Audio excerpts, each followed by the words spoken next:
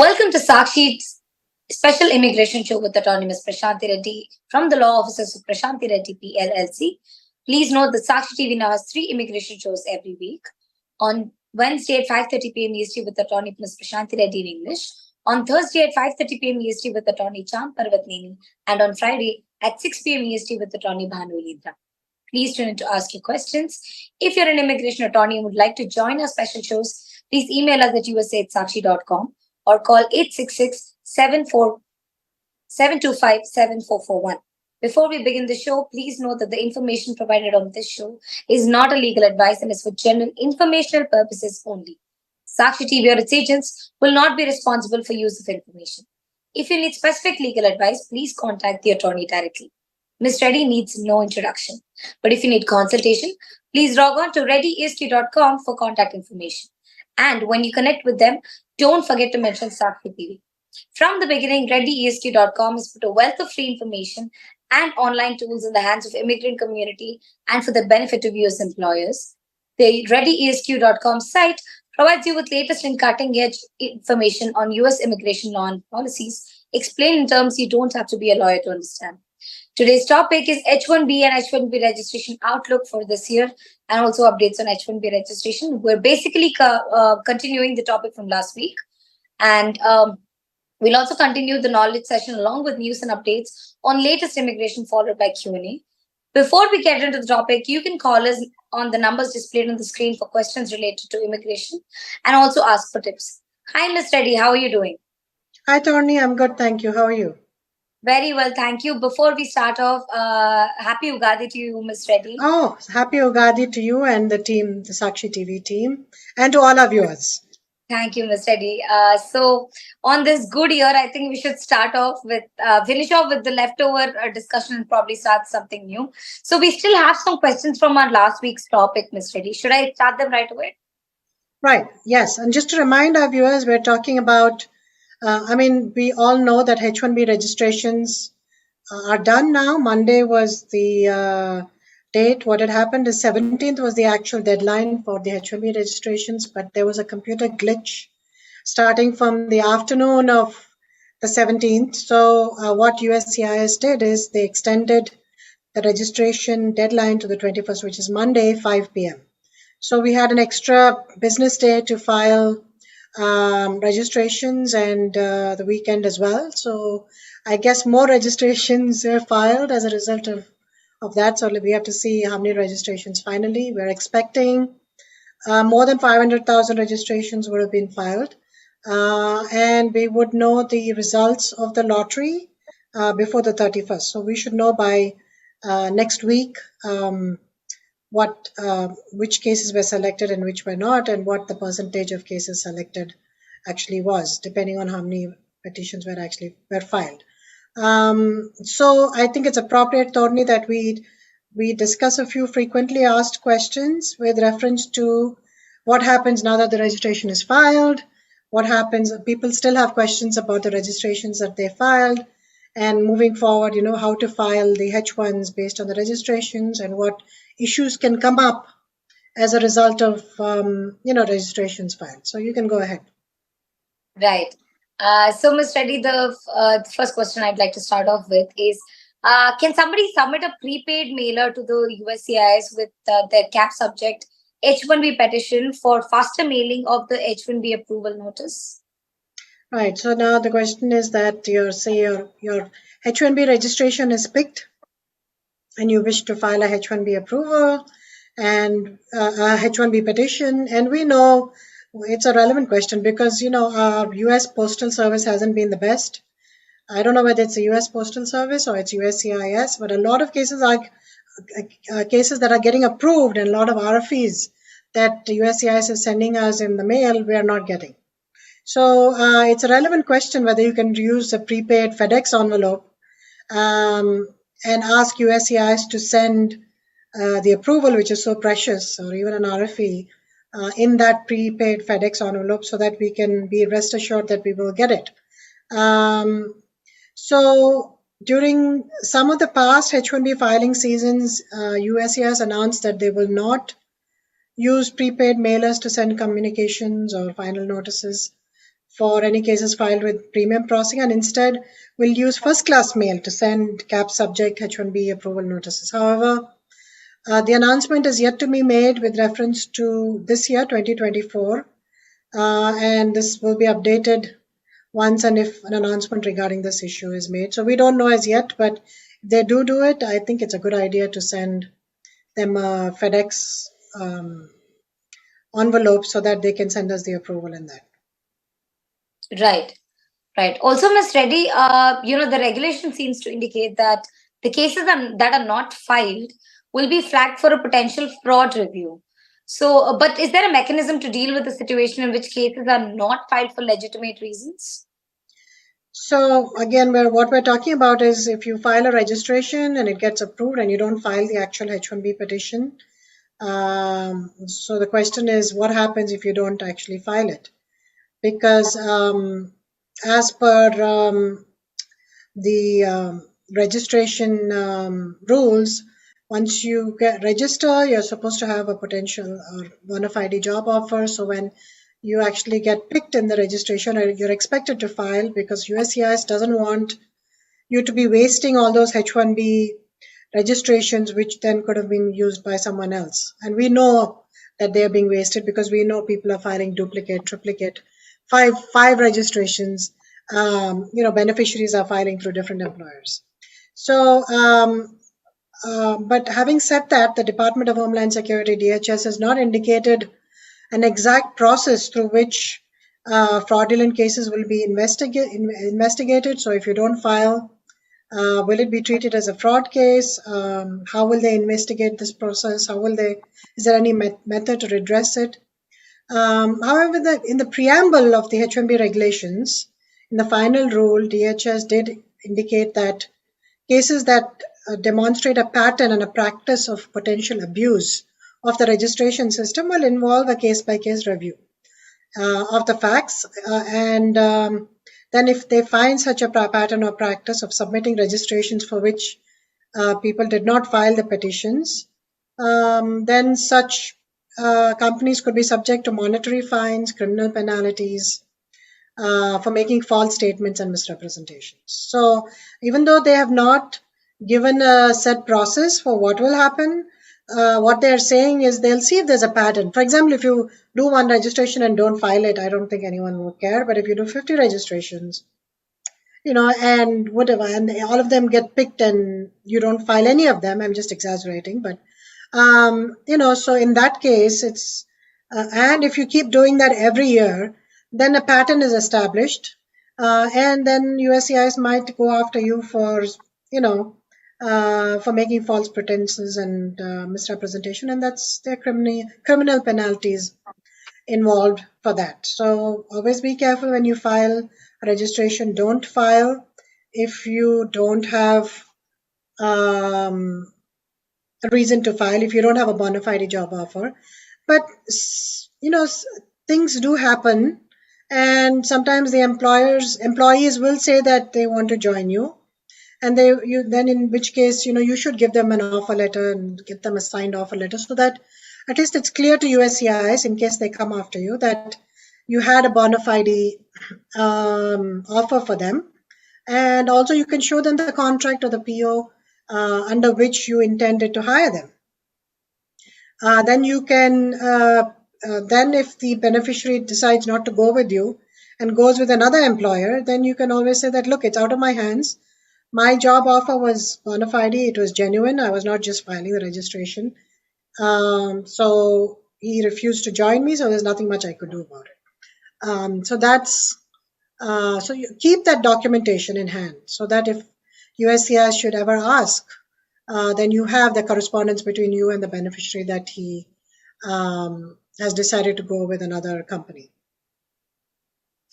Right.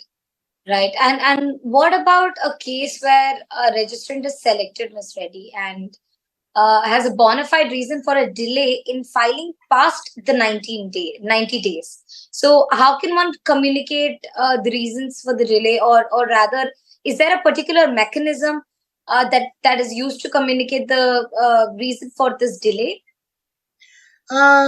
So again, we have to go back to the preamble of the H1B regulations, the final rule, which indicate that petitioners will be notified by USCIS of the exact amount of time that they'll be given for filing each petition, for filing the petitions.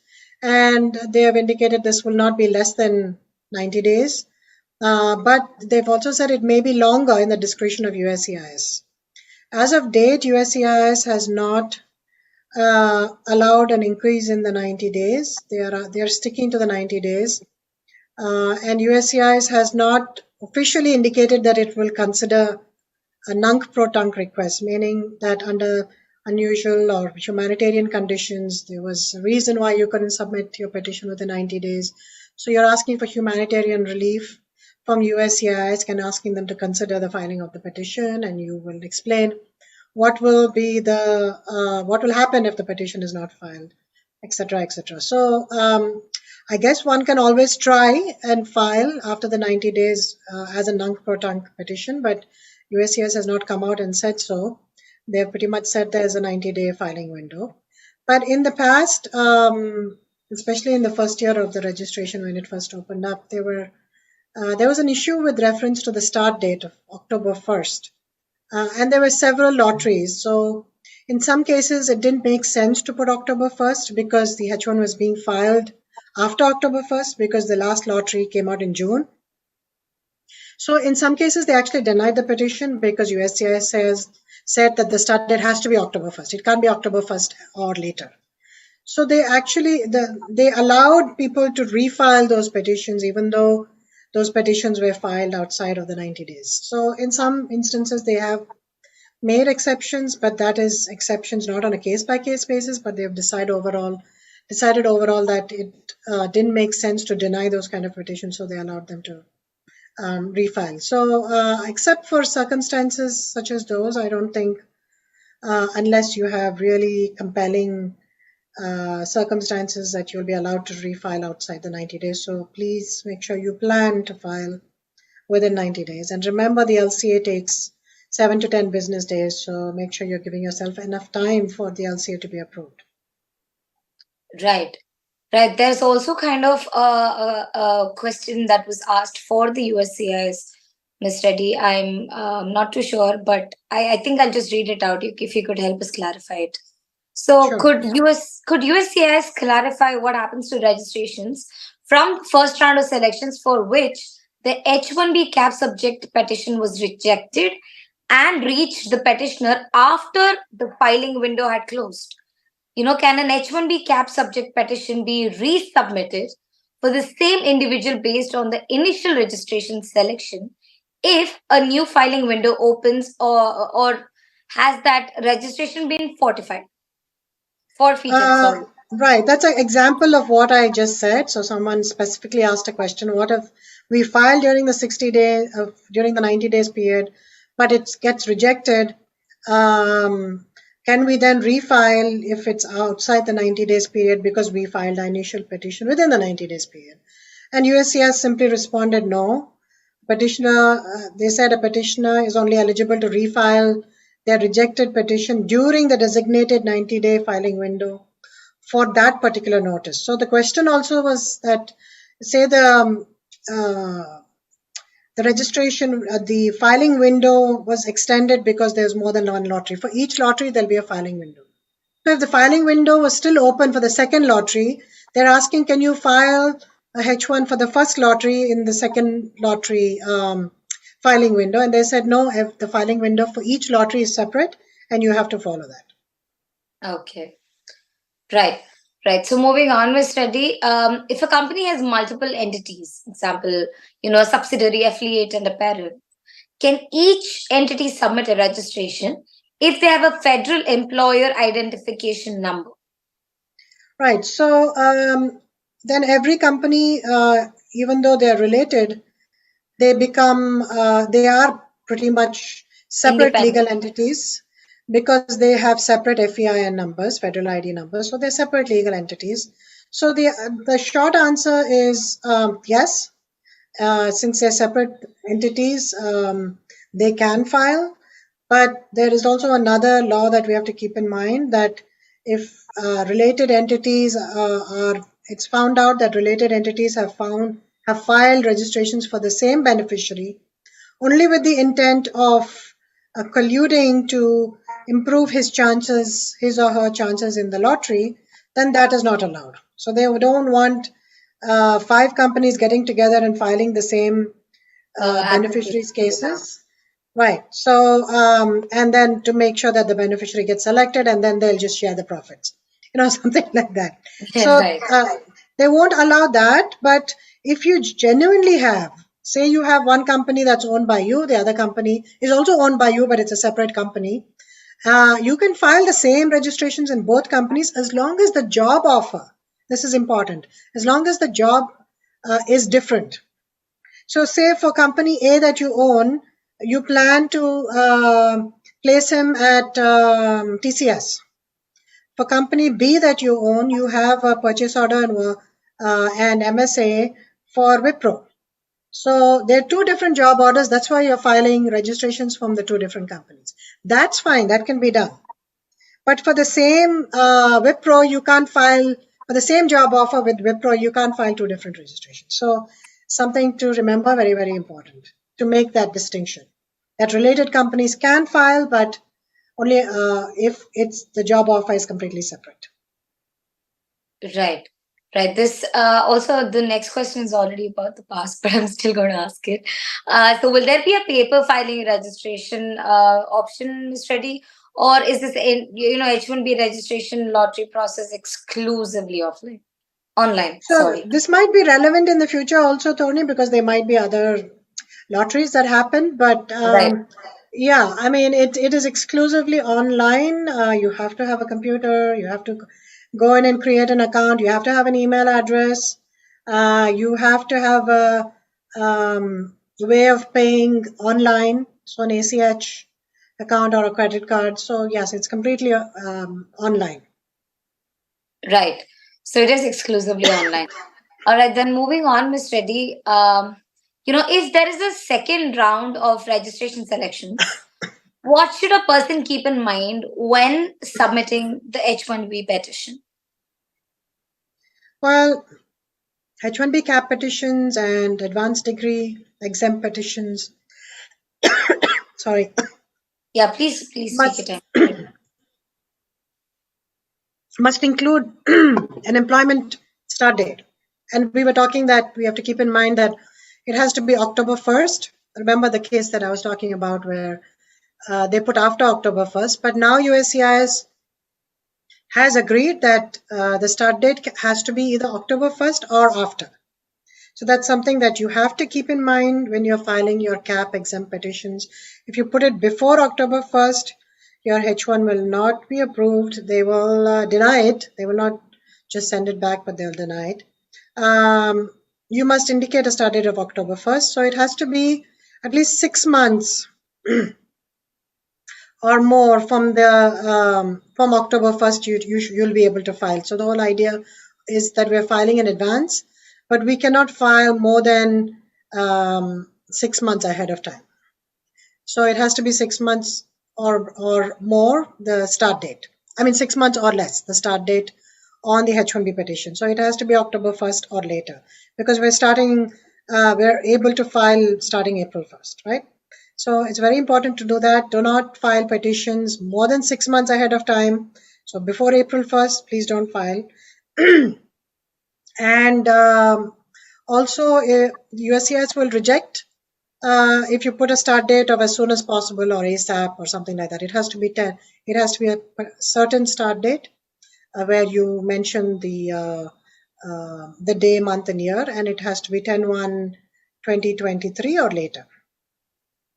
Right. And Ms. Reddy, moving forward, how should a registrant with a selected registration notify USCIS if they do not intend to file a petition? Right. So we talked a little bit about what happens if you register and you don't file. Does USCIS have a mechanism of going after you, etc.? Yeah. But USCIS has said that if you have a valid reason for not filing and you're able to show that, then they will not come after you, as long as it's not a pattern that they're seeing of trying to defraud the whole registration process. but they unfortunately don't have a way in which you can submit preemptively reason why you didn't file. You have to wait for USCIS to ask for that. So USCIS has suggested that the employer keep documentation of the reason for not filing so that employer will be able to show documentation if USCIS asks for it. So no, there is no way of notifying unless USCIS actually asks for that information. Right. Right. And also, Ms. Reddy, we have a couple of F1 student issues based on in the same topic, in the same scope as well. What effect will the H1 cap registration process have on H1B petitions for beneficiaries who are seeking cap protection, Ms. Reddy? So cap benefits only apply to those filing H1B petitions through the cap. So not upon filing the H1B electronic registration. So registration doesn't give you the cap benefit, but only filing of the actual H1B petition gives you the benefit of cap. Therefore, now you filed your registration, but you don't get the cap protection until your registration is picked and you actually file the H1B petition with a start date of October 1st. Right, so it's important to remember that there's no cap protection for F1s by just filing of the registration. And neither is there a cap protection if you get the registration picked. The cap protection only happens once you file the H1B petition with USCIS and continues either until the October 1st or September 29th or until the H1B petition gets denied. If it gets denied, then you no longer have that cap protection. But you have 60 days to then file for a change of status or go back to an F1 status. Right. Okay. So, Ms. Reddy, is a beneficiary required to have completed the qualifying degree requirement at the time of electronic registration or at the time of filing the H1B petition? So, yeah, this is basically a degree issue. Right. The degree must be obtained at the time of filing the H1B petition. So say you want to file your registration under master's, say you filed it under master's cap, but you haven't really completed your master's degree, but you'll be completing it in May. If that is the situation, then what you have to do is file under the master's cap now. You're still allowed to file under the master's cap, but you have to make sure that you file your H1B petition if your registration is picked only after you complete your degree. That is in May. Right. And you can do this because you have until June to file. So this is the scenario in which you can file under master's cap even though your H1B your master's degree has not yet been completed. Right. And Ms. Reddy, can a registration be changed to the regular cap if the beneficiary has not yet graduated with the necessary degree? So if you file under a master's cap and you get selected under that and your registration gets picked, but even until the end June 30th you don't finish your master's, then you cannot file under a bachelor's cap. You would have to go with the master's cap or you otherwise don't file the registration. If you file, because you can't file after June, and whenever you're filing, you have to show that you have a master's degree. You have to submit the degree petition. Remember, you don't have to show that you have the actual degree. As long as you've completed all the requirements towards a master's degree, that is sufficient. So say you get a letter from your school saying that you have completed all the requirements, but maybe your degree is not yet given to you because maybe some fee hasn't been paid or the convocation ceremony has been postponed or something like that could have happened. So, but you can still file under those circumstances because you've completed all the requirements towards your master's degree. Right. Moving on towards the end of the topic, Ms. Reddy, we also have a few questions regarding the technical issues. So if we encounter technical issues with completing and submitting the registration form online, who can we contact to address this issue, Ms. Reddy? We did have technical issues with the registration. As I said, on the 17th, Right. by Yeah. afternoon, we had Started issues. with We started having, we started having issues, and they in fact asked us to contact USCIS help desk. Not very useful. They just sent an automated message saying that they're working on it. Towards the end of the evening, they said they're working on it and they will most likely extend the cap registration period. And then at least by 8 or 9 on Thursday evening, they said that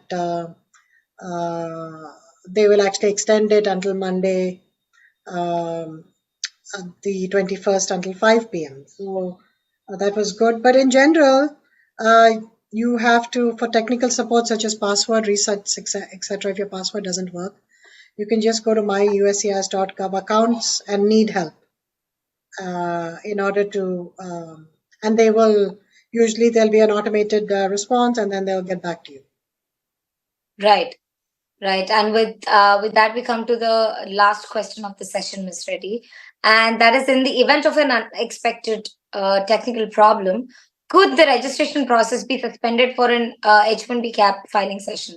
As in, let's say the power has gone, or some sort of other kind of dog has chewed the wires. Any kind of emergency like this. Right, which already happened, kind of. And we saw that for the first time, actually. And they did extend the filing date, and they extended it because it happened at the last minute, on the last day. If it would have happened, 10 days ago, they wouldn't have done anything. They wouldn't have extended it. But since it happened in the last moment, they had to extend it. But USCIS previously indicated that if there were technical issues that prevented electronic submission of registration, then USCIS will notify the public of the issue via the USCIS website and provide guidance pertaining to filing applications. So they'll come up with another way of filing. Maybe they'll ask you to mail in applications via FedEx, etc. USCIS also uses Twitter. So they have a Twitter account, and a lot of information like this, which is breaking news, you can see on the USCIS Twitter account. That's the best way to find this kind of time-sensitive information. Right. So social media to the rescue for time-sensitive information, because of course it's uploaded in real time. And with that, Ms. Reddy, we come to the end of the session for this topic that we have continued for the last 2 sessions. Thank you always for giving us nothing but the best in sort of information, advice, and tips, Ms. Reddy. We're really privileged to be hosting you. Thank you, Tony. It's a privilege to be on the show every week. Thank you, Ms. Reddy. So you're watching Sakshi Live, and this is Torani. Thank you.